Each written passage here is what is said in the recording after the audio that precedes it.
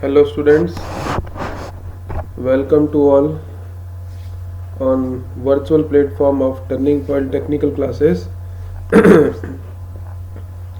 काफ़ी दिनों बाद नए सब्जेक्ट एस्टिमेशन एंड कोस्टिंग को लेके आ रहा हूँ। आप सबको पता ही था, कोई फैमिली प्रॉब्लम आ गई थी, कोविड पॉजिटिव आ गए थे। अब सब ठीक है, तो आज मैं स्टार्ट करने जा रहा हूँ आपका नया सब्जेक्ट एस्टिमेशन एंड कोस्टिंग। छोटा सा सब्जेक्ट है, छोटी छोटी चीज़ें हैं, याद रखना है, लेकिन ये छोटे सब्जेक्ट ही क्या है, आपको बोनस मार्क्स ऐड करवाते हैं। हम क्या करते हैं गलती, बड़े सब्जेक्ट्स तो कर जाते हैं लेकिन छोटे सब्जेक्ट को इतनी इम्पोर्टेंस नहीं देते, इसलिए बाद में तकलीफ दे जाते हैं।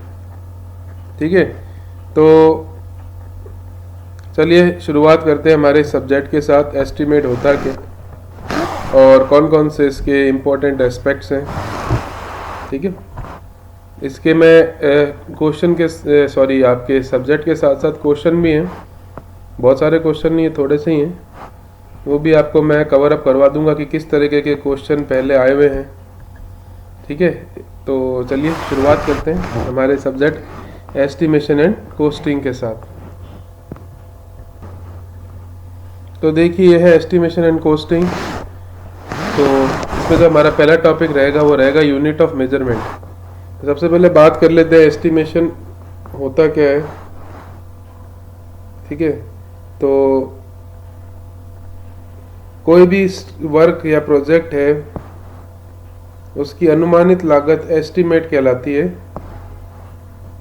ठीक है, उसको एस्टिमेट कहते हैं।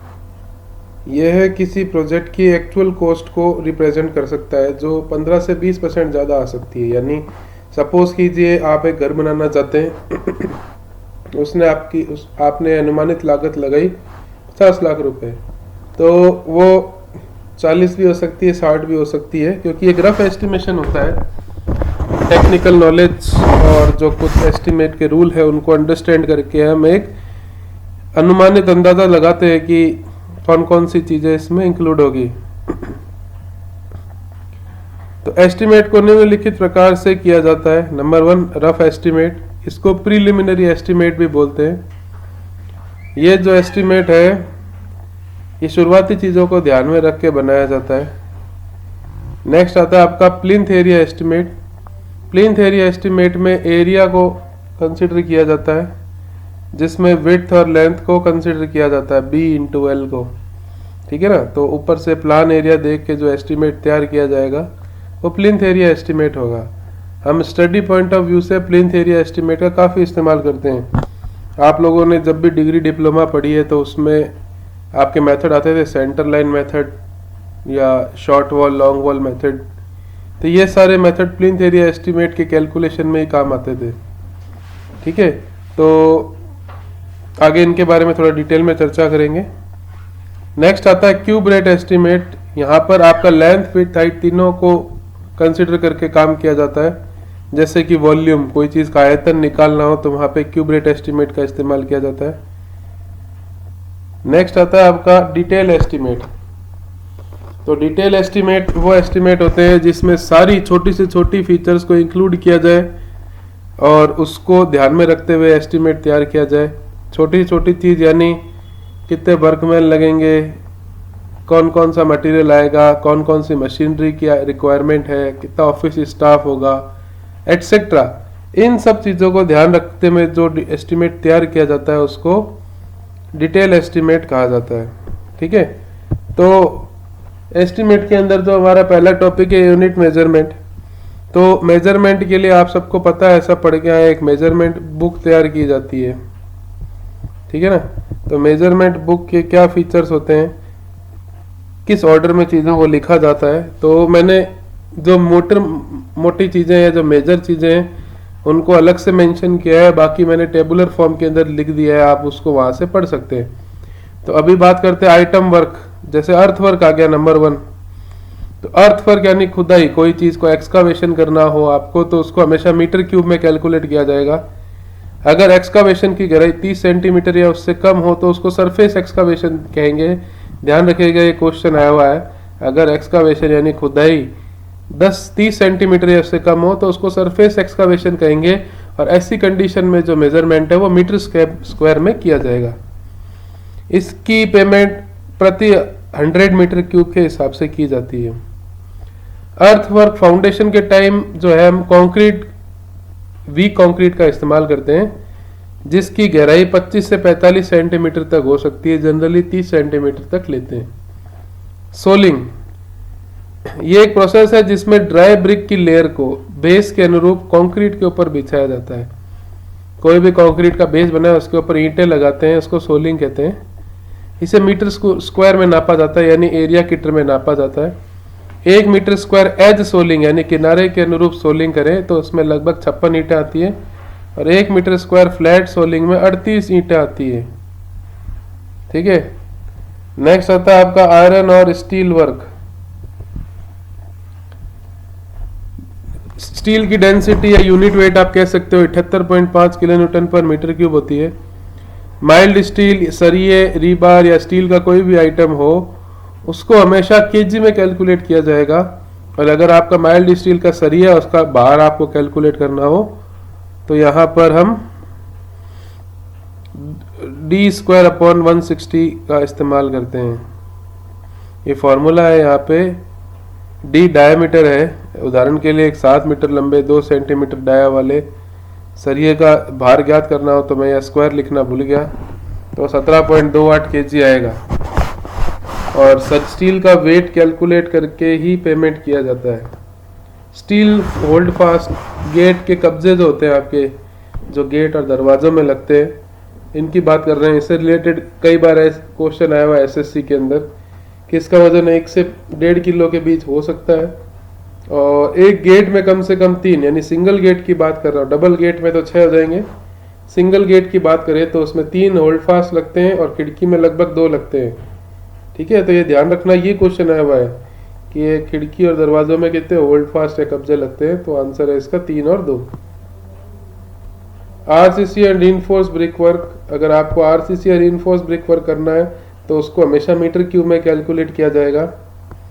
सामान्यतः स्टील की मात्रा कुल आरसीसी वर्क की 0.6 से 1% तक रहती है, यानी टोटल आरसीसी वर्क निकालेंगे उसका 0.6 से 1% आपका स्टील वर्क होगा।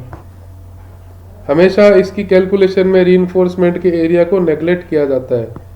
मिनिमम रीइंफोर्समेंट बीम के लिए कितना होता है 0.85 FI/BD, और मैक्सिमम रीइंफोर्समेंट कितना होता है 4% ऑफ BD, ये आपको पता है। ओवरलैपिंग, एक दूसरे के ऊपर अगर आपको स्टील के सरियों को ओवरलैप करना हो तो 4% ऑफ स्टील यूज्ड है उसको करते हैं। कॉलम के अंदर 0.8 से 6% आपको पता ही है स्टील यूज करते हैं। पता है मैसनरी, ब्रिक और स्टोन मैसनरी, इससे भी मीटर क्यूब में नापा जाता है, लेकिन अगर वॉल थिकनेस 10 सेंटीमीटर हो, यानी लगभग पार्टीशन वॉल हो, तो उस ब्रिक वर्क को मीटर स्क्वायर में नापा जाएगा। ये इंपॉर्टेंट है। ठीक है। मैसनरी वर्क में किसी भी प्रकार की कमी नहीं की जाती अगर ओपनिंग एरिया 100 से 1000 सेंटीमीटर तक हो, यानी आपने कोई मैसनरी की चिनाई का काम किया तो उसमें किसी प्रकार का डिडक्शन नहीं किया जाएगा अगर उसमें ओपनिंग एरिया 1000 सेंटीमीटर तक का। बीम्स और पर्लिन्स के एंड पर कोई डिडक्शन नहीं किया जाता यदि सेक्शनल एरिया 500 सेंटीमीटर तक हो, यानी कोई बीम और पर्ली आप बना रहे हो। पर्लिन जो होती है आपके जो रूफ होती है, इंक्लाइंड रूफ होती है, उसके अंदर जो टिन शेड है या फिर खपरेल है उसको सपोर्ट करने के लिए लंबे लंबे प्लैंक लगाए जाते हैं, उसको पर्लिन बोलते हैं। उसमें कोई रिडक्शन नहीं किया जाता अगर उसका क्रॉस सेक्शन एरिया 500 सेंटीमीटर हो, यानी जगह के हिसाब से, ओपनिंग के हिसाब से इनमें कुछ ना कुछ डिडक्शन किया जा सकता है। यहाँ पे मिनिमम वैल्यू आपको बताई गई है कि कम नहीं करते हैं। Plastering and Poynting work, plaster की थिकनेस सामान्यतः 12 mm होती है और इन दोनों को मीटर स्क्वायर में नापा जाता है, यानी प्लास्टरिंग और पॉइंटिंग में। अगर ओपनिंग का एरिया 0.5% हो तो प्लास्टरिंग और पॉइंटिंग में किसी प्रकार का डिडक्शन नहीं किया जाएगा। अगर ओपनिंग का एरिया 0.5 मीटर स्क्वायर से 3 मीटर स्क्वायर तक का हो तो डिडक्शन एक फेस पे होगा, यानी दीवार के 2 हिस्से होते हैं, अगला और पिछला, तो उसके एक हिस्से के अंदर कुछ ना कुछ कमी की जाएगी। लेकिन अगर ओपनिंग 3 मीटर स्क्वायर से अधिक हो जाए तो डिडक्शन दोनों फेस में होगा, यानी आगे और पीछे दोनों के फेस में होगा। कॉर्निस में मेजरमेंट रनिंग मीटर में होता है। कॉर्निस क्या होता है? जो ऑर्नामेंटल वर्क दीवार के ऊपर किया जाता है ना, कोई भी, या दीवार का वो उभरा हुआ हिस्सा जो डेकोरेटिव पर्पस के लिए होता है, कॉर्निस। हम नेट पे देखेंगे, आपको इमेज मिल जाएगी। उसकी कैलकुलेशन रनिंग मीटर में होती है। वुड वर्क, सामान्यतः सभी प्रकार का वुड वर्क है जो मीटर स्क्वायर में किया जाता है। नेक्स्ट और बहुत इंपॉर्टेंट, डीपीसी। डीपीसी की जो मोटाई है नॉर्मली 2 से 2.5 centimetre concrete mix M15 M20 के साथ की जाती है। बिटुमन की डीपीसी को मीटर स्क्वायर में नापा जाता है। पेंटिंग के काम को, डिस्टेम्पर के काम को, कलर वॉशिंग को भी मीटर स्क्वायर में नापा जाता है। Rolling shutter, grill, steel door, wire mesh, लोहे की जाली आदि को मीटर स्क्वायर में नापा जाता है। सनशेड यानी जो सूर्य की रोशनी से हमें सुरक्षा प्रदान करते हैं, उसको मीटर क्यूब में नापा जाता है। अब मेजरमेंट में डिग्री ऑफ एक्यूरेसी कितनी होती है?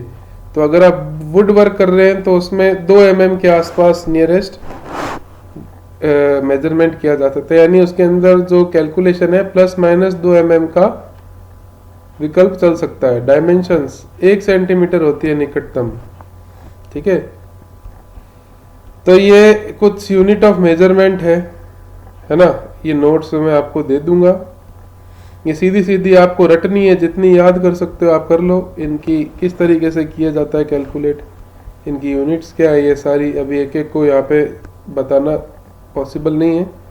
तो आप लोग इसको एक बार रीडिंग कर ले, आँख से गुजार ले, ताकि आपको ध्यान रहे कि कितना लगेगा इसके अंदर सामान, ठीक है ना। तो ये छोटी छोटी चीज़ें हैं, आपको ध्यान रखनी है, याद ही करनी है इनको, ठीक है। काफ़ी आसान से एक बार पढ़ेंगे तो काफ़ी कुछ याद रह जाएंगी आपको, ठीक है। एरिया को 0.01 मीटर स्क्वायर निकटतम तक कैलकुलेट किया जाता है।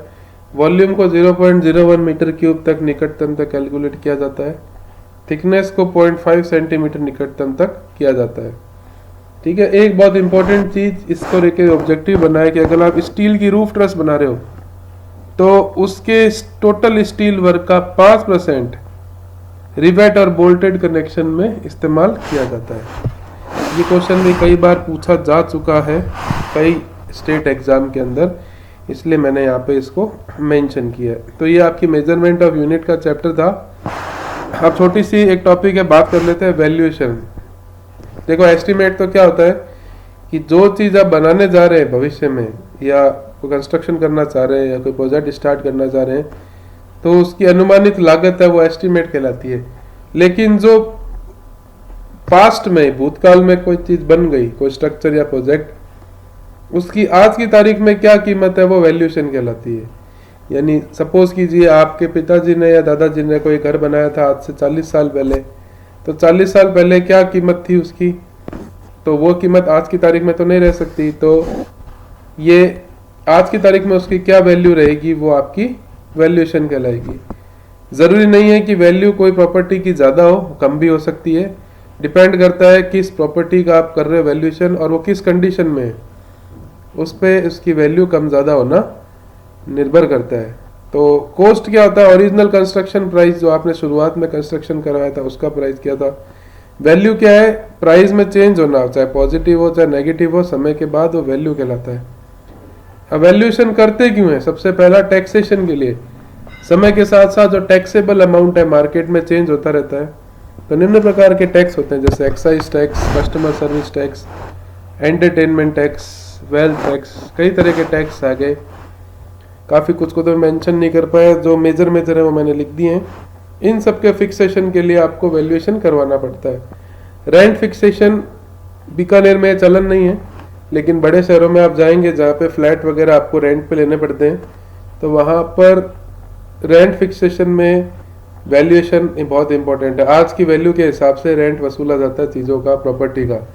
अब खाली प्रॉपर्टी की कंडीशन के ऊपर नहीं, प्रॉपर्टी की लोकेशन के कारण भी वैल्यूएशन बढ़ता है।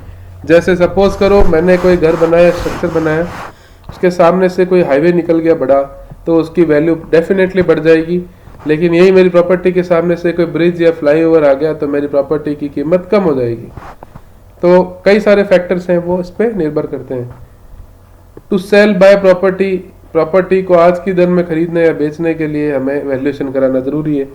10 साल पहले आपका कंस्ट्रक्शन 20 लाख का हुआ था तो जरूरी नहीं आज 20 लाख का ही रहो, उसकी वैल्यू 50 लाख 60 लाख तक की भी जा सकती है, डिपेंड करता है उसकी कंडीशन और लोकेशन पर। अगर आपको अपनी प्रॉपर्टी के एवज में कोई लोन लेना हो तो उसके लिए भी वैल्यूएशन करवाना बहुत ज़रूरी है।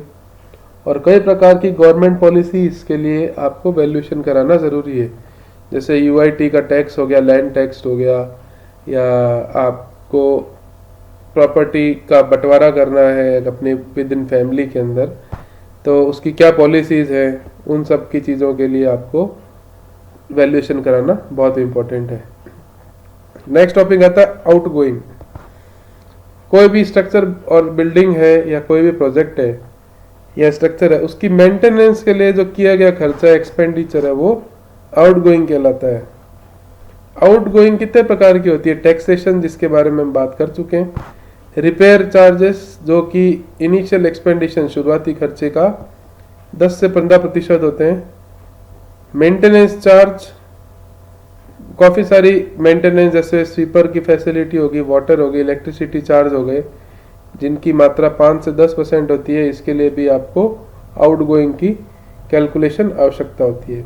तो कोई भी चीज़ की जो वैल्यू होती है या कॉस्ट होती है उसको हम इनकम के रूप में रिप्रेजेंट करते हैं। तो ग्रॉस इनकम यानी ओवरऑल इनकम कोई चीज़ की कितनी होगी, वो होगी नेट इनकम और आउटगोइंग के बराबर। नेट इनकम यानी उसके कंस्ट्रक्शन में लगने वाला समय या उसके निर्माण में लगने वाला समय नेट इनकम कहलाएगा, लेकिन उसकी मेंटेनेंस और अदर कॉन्टीजेंसी चार्ज के अंदर आउटगोइंग में इंक्लूड करेंगे, तो ये दोनों मिलके ग्रॉस इनकम बनाएंगे कोई चीज़ की।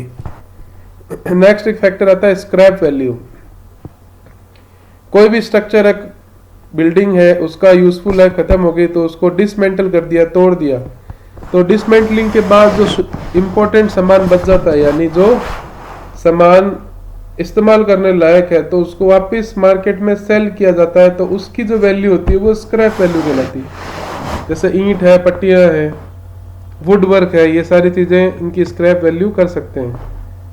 ठीक है, इसमें डिसमेंटलिंग मटेरियल को इकट्ठा करने और उसको डिसमेंटलिंग करने के प्राइस को इंक्लूड किया जाता है। यानी मान लीजिए कोई मकान है, गिरने की स्थिति में आप उसको तोड़ रहे हैं, तो उसकी पट्टी तो अपनी जगह फिक्स है, लेकिन उसको हटाओगे तो उसके हटाने का प्राइस उसकी स्क्रैप वैल्यू में काउंट होगा। और scrap value generally total value का 10% होती है। ये परसेंटेज आपको याद रखना है, इससे रिलेटेड क्वेश्चंस पूछे जा सकते हैं। साल्वेज वैल्यू, कोई भी प्रोजेक्ट है, कंस्ट्रक्शन है, बिल्डिंग है, उसकी यूजफुल लाइफ खत्म होने के बाद, यानी वो खंडर में परिवर्तित हो गया और अब उसकी जो वैल्यू होगी वो आपकी साल्वेज वैल्यू कहलाएगी। ठीक है, इसमें किसी प्रकार की एक्स्ट्रा वैल्यू या कॉन्टीजेंसी चार्ज, जैसे मैंने डिसमेंटलिंग करने के चार्ज को एक इसमें इंक्लूड किया था, ऐसी कोई चीज इसमें इंक्लूड नहीं की जाती। ठीक है, ध्यान रखना है। आज का हमारा लास्ट टॉपिक सिंकिंग फंड क्या होता है। देखिए, ये जो प्रथा है ये हमारे भारत में थोड़ी प्रचलित कम है। जितनी भी डेवलप कंट्रीज है या जो पैसे वाली कंट्रीज है वहां पे ये प्रथा बहुत ज्यादा प्रचलित है। जैसे एग्जाम्पल लेके बताता हूँ आपको दुबई का एक ऑर्डिनेंस पास हुआ है कि जिस कंस्ट्रक्शन या स्ट्रक्चर में आप रहते हैं तो उसको 20 साल बाद आपको डिसमेंटल करके नए रूप में उसको कन्वर्ट करवाना है। यानी सीधे शब्द में कहे कि कोई बिल्डिंग कंस्ट्रक्शन की स्वीकार्यता यानी यूजफुल लाइफ खत्म होने तक प्रतिवर्ष या पीरियोडिकली कुछ मात्रा में अमाउंट को इकट्ठा किया जाता है, ताकि बाद में उसका पुनर्निर्माण करवाया जा सके या उसको ठीक किया जा सके। तो उस एक्स्ट्रा फंड को जो आपने इकट्ठा किया उसको सिंकिंग फंड कहते हैं। ठीक है, और अगर आप इसको कैलकुलेट किया जा सकता है नीचे दिए गए फॉर्मूले से। आई क्या है? एनुअल इंस्टॉलमेंट जो आपकी सिंकिंग फंड की आएगी, कैपिटल आई। एस क्या है? Total amount of sinking fund जो आपने डिसाइड किया है। आई क्या है? रेट ऑफ इंटरेस्ट, क्या ब्याज की दर से रहेगा। एन क्या है? Number of years. तो इस फॉर्मूले का इस्तेमाल करके आप सिंकिंग फंड को कैलकुलेट कर सकते हो। ठीक है, अब एक चीज और मेंशन करना चाहूंगा, जब मैंने आपको टाइप ऑफ एस्टिमेट एक्सप्लेन किया था तो दो प्रकार के और होते हैं। तो कभी कभार एक्स्ट्रा एडिशनल वर्क हो जाते हैं तो हमें एक सप्लीमेंट्री एस्टीमेट भी तैयार करना पड़ता है और एक रिवाइज्ड एस्टीमेट भी हो जाता है। जब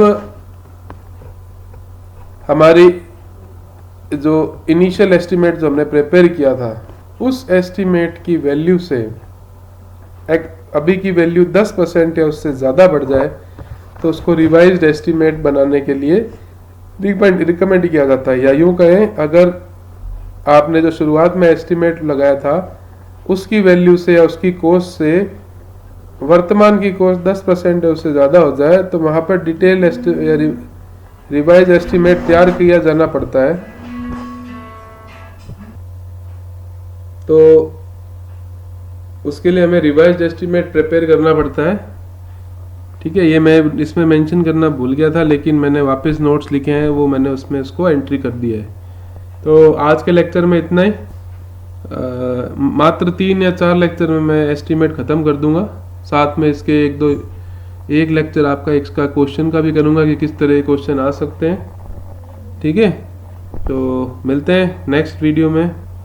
एक चीज़ अंत में करना चाहूँगा, आपको कहना चाहूँगा, अभी ये जो पिछले 10 दिन मैंने बिताए हैं काफ़ी तकलीफ दे रहे हैं। तो मेरी सबसे विनम्र निवेदन है कि ये एक अजीब सी बीमारी आ गई है और इसका कुछ पता नहीं चलता कि कब कौन सा रूप दिखा दे। तो आप अपना और अपने साथ वालों का और अपने परिवार का विशेष ध्यान रखें और बाहर कम से कम जाएं, मास्क का प्रयोग करें, सैनिटाइज़र का प्रयोग करें।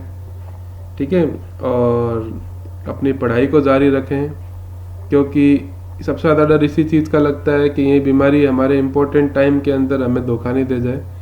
तो सेफ रहना बहुत ज़रूरी है। ठीक है, तो थैंक यू आप लोगों की वेल विशेष के लिए। मिलते हैं नेक्स्ट वीडियो में, तब तक के लिए मैं रोहित व्यास साइनिंग ऑफ। जय हिंद।